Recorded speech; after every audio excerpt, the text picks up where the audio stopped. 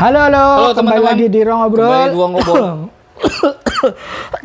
Kali ini kita akan membahas Malah batuk-batuk. Komik Eagle karena mau membahas politik. Oh. Jadi aku semangat. Komik Eagle ini adalah komik politik. Kita akan membahas Eagle. Eagle. Amerika. Tetet. Tapi emang ini Amerika. Ini adalah tentang keturunan Jepang Ya. yang ingin menjadi presiden di Amerika Serikat. Lalu dia mengikuti proses-prosesnya sampai kemudian di akhir cita-citanya itu terkabul. Ya. Kita di bawah 11 volume mengikuti perjalanan siapa namanya? Kenneth Yamaoka. Kenneth Yamaoka. Namanya. Seorang kandidat dari Partai Demokrat. Ini terbit di tahun 2000-an, 2000 awal. Dan satunya kan Di Indonesia apa? Di Indonesia. Dan satunya kan 2000 kan. 2000 ya satunya. Tahun 2000. 2000 pas. Sebelum Nah, itu nanti kita ke sana. nanti kita ke sana. Oke. Nah, Pelan-pelan.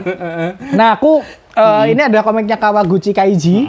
Teman-teman kalau udah pernah nonton review aku sama Mas Bagas berjudul Confession, komik Confession itu adalah komiknya beliau. Beliau itu Komik Mas Bagas?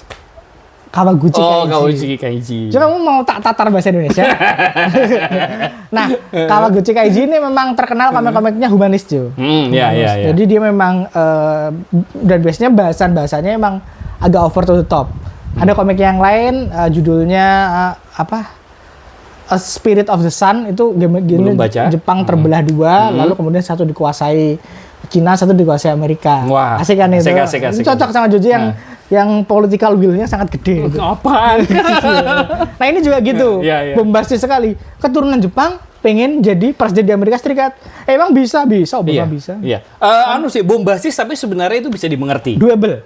Bukan doable bisa dimengerti karena memang Amerika itu kan selalu isinya tuh soal orang-orang dari keturunan kedua atau ketiga dari ras non kulit putih yang punya aspirasi tinggi banget di Amerika. American Dream lah nyebutnya. Nah, komik ini beneran mengikuti perjuangannya Kenneth dari jadi masih senator dulu sampai kemudian dicalonkan, eliminasi calon dari internal partai, sampai kemudian memilih partner, kemudian sampai pemilu. Nah, itu yang menjadi elemen dramanya adalah anaknya, Yang menjadi pembawa ceritanya. Jadi sudut pandang ceritanya bukan dari Kenneth Yamaoka-nya, tapi dari anaknya. Iya, karena si Joe Takahashi ini adalah bisa dibilang bukan anak sahnya Kenneth Yamaoka kan, karena Joe Takahashi ini adalah anaknya si Kenneth dengan seorang perempuan Jepang yang dia temui waktu sebelum berperang di Vietnam.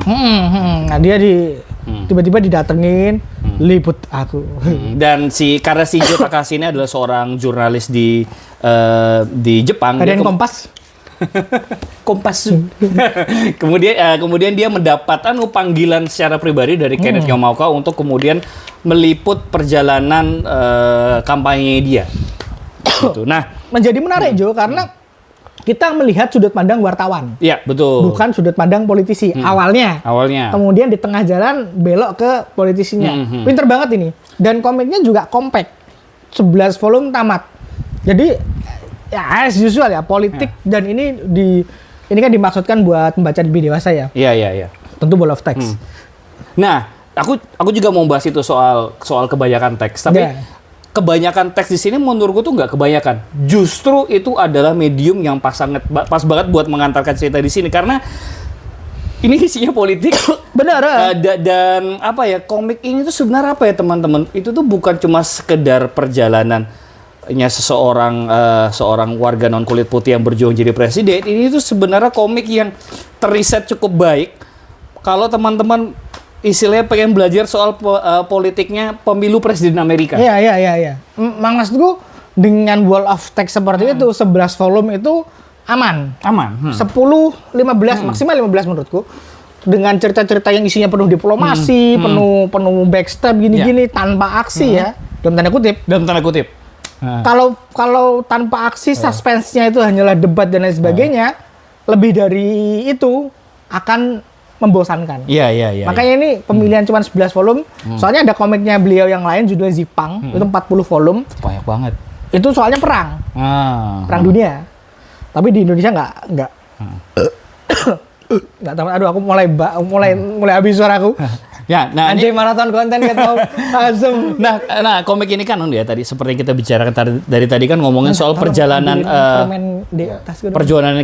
Kenneth Yamoka dalam mendapatkan posisi calon presiden, kampanye sampai kemudian di akhir dia menjadi seorang presiden. Memang mungkin kalau dari awal tuh kesannya wah ini akan bukan yang ini, yang capung. Kasian dari sakit. Lanjut. Kesannya tuh akan istilahnya kalau bahasa Jawanya jelimet banget, akan kompleks banget karena ini pasti kalau udah ngomongin politik pasti ngomongin intrik di belakang segala macam kan. Tapi buatku ketika ngebaca ini, walaupun memang ada elemen-elemen intrik yang agak sedikit jelimet, sebenarnya mudah diikuti. Kenapa? Karena perjalanan Kenneth ini itu tuh dibagi berdasarkan step-step dia. Benar. Step-step dia mulai dari kayak yang aku bilang tadi ya, mulai dari kemudian mendapatkan kursi sebagai kandidat calon presiden dari Partai Demokrat. Step dia berikutnya kemudian dapat wakil presiden.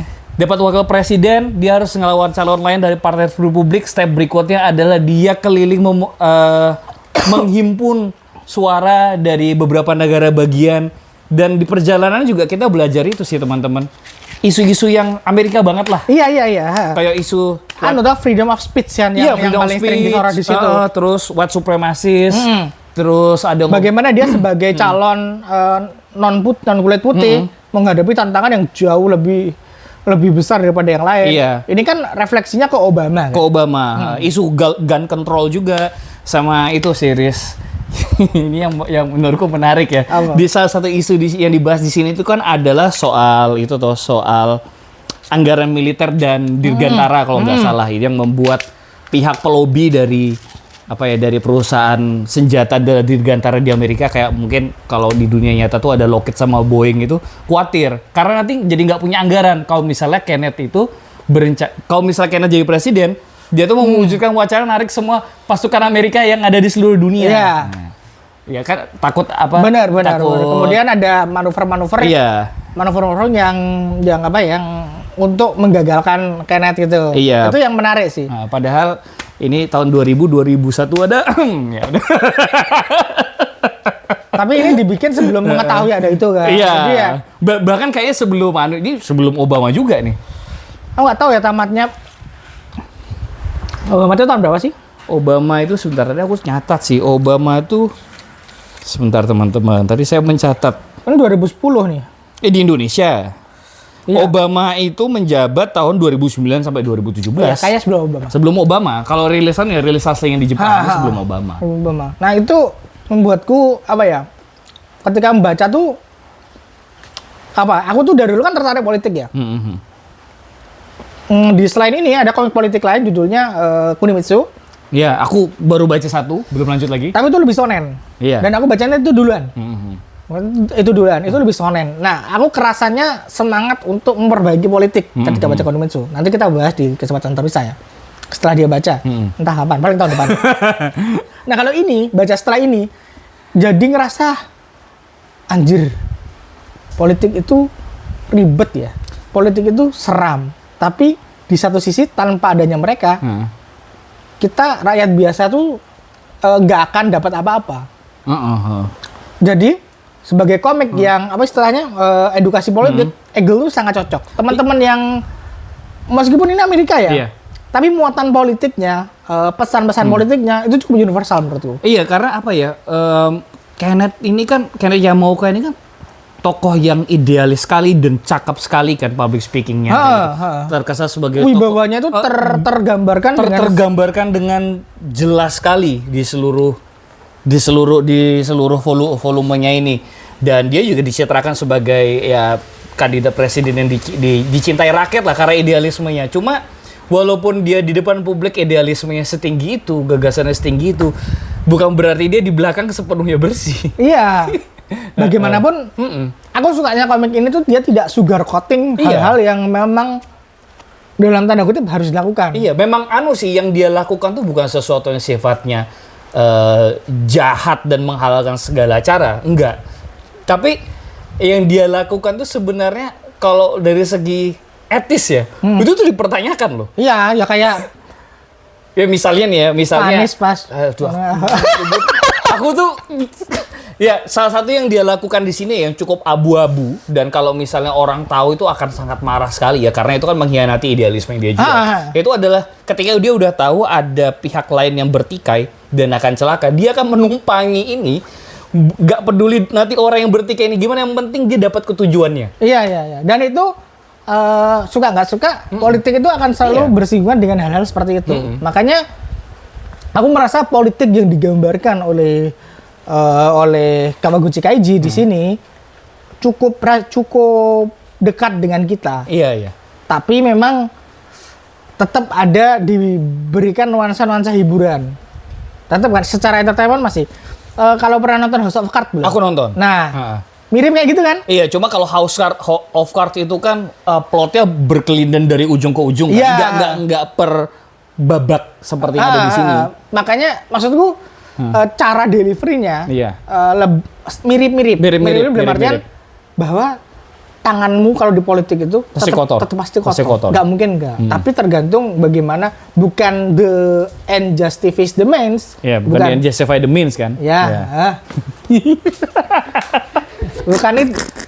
bukan melulu soal itu. Iya. Tapi moral dilema yang dilalui oleh Kenneth di sini kan juga ditunjukkan dengan cukup lugas kan. Iya, dengan. Aku suka sih komiknya ini, menurutku termasuk salah satu yang mudah kurekomendasikan kepada orang yang into politik. Iya, apalagi kalau teman-teman di sini yang penasaran soal gimana kalian mahasiswa yang lagi orasi, bacain. Iya, atau kalian mau belajar soal gimana sih politik pemilihan presiden itu di Amerika itu berlangsung, ya ini bisa cocok sekali. Cocok walaupun sebenarnya ya ada isu-isu yang Amerika banget yang lain yang nggak kebahas, tapi ada soal healthcare, tapi secara umum ini udah sangat Amerika. Universal sekali. Dan pesannya universal maksudnya. Iya, pesannya universal. Oke. Gitu sih. Apalagi itu?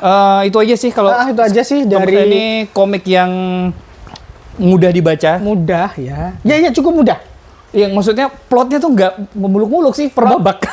Ya benar, plotnya simple.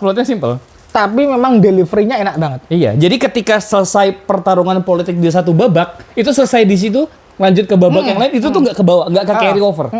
Jadi emang, karena politik itu udah ribet. Komikusnya berusaha menyederhanakan sesederhana mungkin, makanya dibikin per babak. Dia nggak berusaha dake-dake. Yang sepanjang cerita dari perpindahan babak itu selalu ke bawah perubahannya itu ya manusianya, bukan pertarungan politiknya. Itu si Kenneth sama si anaknya Takashi Jo. Gitu. Oke, ini menarik sekali. Kalian bisa baca di Kuratoru sih kalau mau baca. Karena kalau mau beli kayaknya masih cukup banyak di marketplace sih. Nanti kalau aku nggak lupa kan aku taruh link-link pembelian yang mungkin masih ada di sini. Oke? Thank Thank you. Sampai ketemu lagi di konten Ruang Ngobrol selanjutnya. Bye.